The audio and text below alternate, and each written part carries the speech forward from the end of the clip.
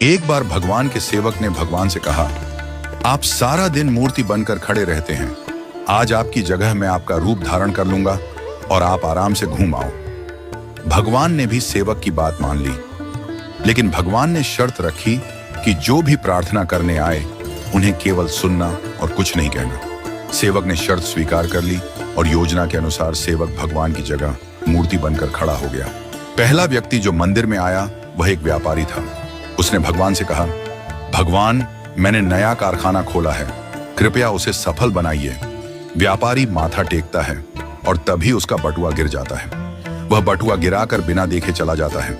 सेवक बेचैन हो जाता है और सोचता है कि व्यापारी को बता दे कि उसका बटुआ गिर गया है, लेकिन भगवान की शर्तों के अनुसार वह कुछ नहीं कहता। कुछ समय बाद एक गरीब आदमी आता है और भगवान से कहता है, भगवान, घर में खाने के लिए कुछ नहीं है, कृपया हमारी मदद करें।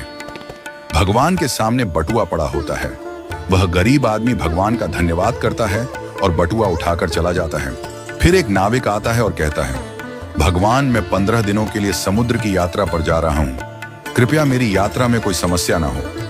ठीक उसी समय व्यापारी पुलिस के साथ आता है और कहता है, यह नाविक मेरा बटुआ चुराकर भागा है। पुलिस नाविक को पकड़ कर ले जाती है। इस बीच सेवक बोल पड़ता है, बटुआ गरीब आदमी ने चुराया है। इसके बाद गरीब आदमी को पकड़कर जेल भेज दिया जाता है। रात को भगवान लौटते हैं और सेवक खुशी खुशी पूरा किस्सा सुनाता है। भगवान मुस्कुराते हुए कहते हैं, तुमने किसी का भला नहीं किया बल्कि सब कुछ बिगाड़ दिया। वे आगे कहते हैं, व्यापारी का बटुआ गिरना कोई बड़ा नुकसान नहीं था, वह गलत धंधा करता है, और अगर उसका बटुआ गरीब आदमी को मिल जाता तो उसके बच्चों को भोजन मिलता और उसकी परेशानियां दूर हो जाती। भगवान ने कहा, नाविक जिस यात्रा पर जा रहा था वहां एक तूफान आने वाला था। अगर वह जेल में होता तो उसकी जान बच जाती और उसकी पत्नी विधवा होने से बच जाती। भगवान ने यह भी कहा, कभी कभी जीवन में हमें समस्याएं आती हैं और हम सोचते हैं कि यह हमारे साथ ही क्यों हुआ, लेकिन हमें समझना चाहिए कि इसके पीछे भगवान की योजना होती है।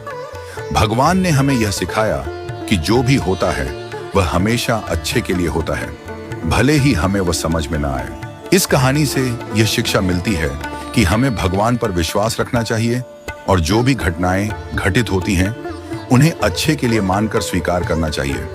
भगवान की योजना हमेशा हमारे भले के लिए होती है और कभी कभी हमें उस योजना को समझने में वक्त लगता है।